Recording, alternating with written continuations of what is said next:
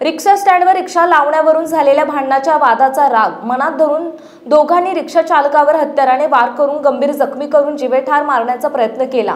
विश्रांतवाडी पोलिसांनी दोघा रिक्षा चालकांना अटक केली। नरेश तिडंगे हे गंभीर जखमी झाले असून त्यांनी विश्रांतवाडी पोलिसांकडे फिर्याद दिली। पोलिसांनी परशुराम मानिके, नागेश मानिके यांना अटक केली असून त्यांच्या साथीदारावर खुनाचा प्रयत्न केल्याचा गुन्हा दाखल केला आहे।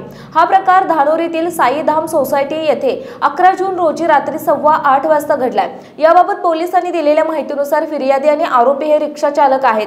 त्यांचा 11 जून रोजी सायंकाळी रिक्षा स्टँडला रिक्षा लावण्यावरून वाद झाला होता। त्यानंतर नरेश तिडंगे हे पॅसेंजर घेऊन धानोरी येथील साईधाम सोसायटीत गेले होते। पॅसेंजरला सोडल्यानंतर ते परत येत असताना वाटेत तिघांनी त्यांना गाठले। सायंकाळी झालेल्या वादाच्या रागातून त्यांनी जीवेठार मारण्याच्या उद्देशाने हत्याराने त्यांच्या हातावर, पायावर, शरीरावर इतरत्र वार करून गंभीर जखमी केले। पोलीस उपनिरीक्षक पदमराज गंपले तपास करीत आहेत।